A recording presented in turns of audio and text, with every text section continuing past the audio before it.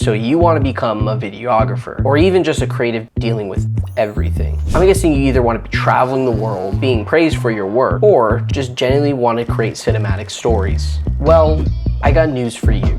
My name's Anthony Joshua Porras, but you can call me AP for short. I'm a videographer, photographer, and an editor. I've had the opportunity to travel the world, work with multiple esports organizations, and craft my own beautiful cinematic story. Now I'm here to share my tips and tricks to elevate your work to do what I'm doing. So let's start with the basics. Now, you're either completely new to videography, or you might have some months or years under your belt. But the one thing you don't want to be doing is letting that camera collect dust. Now, there's multiple solutions to not letting your camera collect dust. One of mine is just bringing my camera wherever I go. Going out with friends, being by myself, road trips, business events, or whatever. Doing this has allowed me to focus on so many different aspects with shooting, because you never know what sort of skill, timing, or repetition each style takes when it comes to shooting. So just go out and shoot. Even if your aspirations are to focus on esports, it's always amazing just to practice. Practice, practice, practice. So you are the videographer and you really want to nail your style. And let's say your style is concert videography. Here's what you're going to do. Pick up a camera, dress decently, and go to a concert. Maybe you want to do an esports event.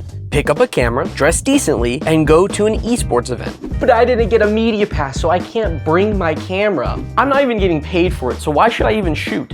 I don't know. I'm just too shy. I've heard almost every single excuse from people that want to get into videography. But here's the thing, going to these exposes you to multiple avenues. First of all, you can practice. Just look it up. See if you're allowed to bring your camera in the first place. Most places like small venues or even sometimes big venues allow to bring a camera depending on the lens or more. And secondly, while you're at these events, talk to people. Our job as a videographer relies heavily on us talking and being extroverted, but more on that later. This is something I honestly didn't expect to help me a ton throughout my esports creative journey, but it's been such a huge impact that I have to share it. I just came back from a 5 to 6 hour long shoot with almost all my SD cards filled. Here's what I'm not going to do.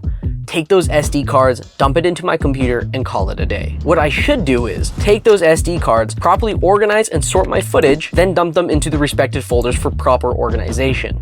Take some time away from the camera, improve on skills that isn't just videography. One of those skills for me has been purely organization. I started recording, not professionally, but just recording back in 2015. From the first day I ever hit record to this present day, all my footage has been labeled, dated, and sorted. Along with doing things away from the camera, focus on yourself. Find who you are and understand what your brand is. Honestly, half the jobs that I've gotten have been from self-promotion. Advertising my own work, creating my own reels. These pieces have been a catalyst for me on reaching out to businesses, esports organizations, and creators. Like I said, we'll be back to talking about it, and that is networking. This is hands down the most important thing you could do. Doesn't matter if you're absolutely talented in videography if you don't network. What I found throughout my esports journey is that almost, if not all, videographers are extremely extroverted people. I am extremely extroverted myself. I love talking to people and figuring out their stories, learning the lessons, asking for advice, or just making a new friend. Now, you could talk to whoever you want for whatever reason, but always have good intentions with that person and the conversation. Have good intentions with that person because you never know who that one person actually is.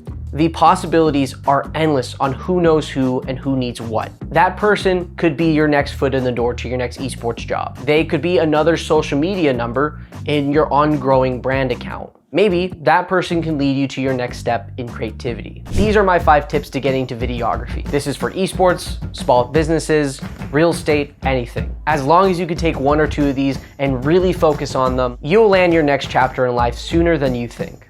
Thanks.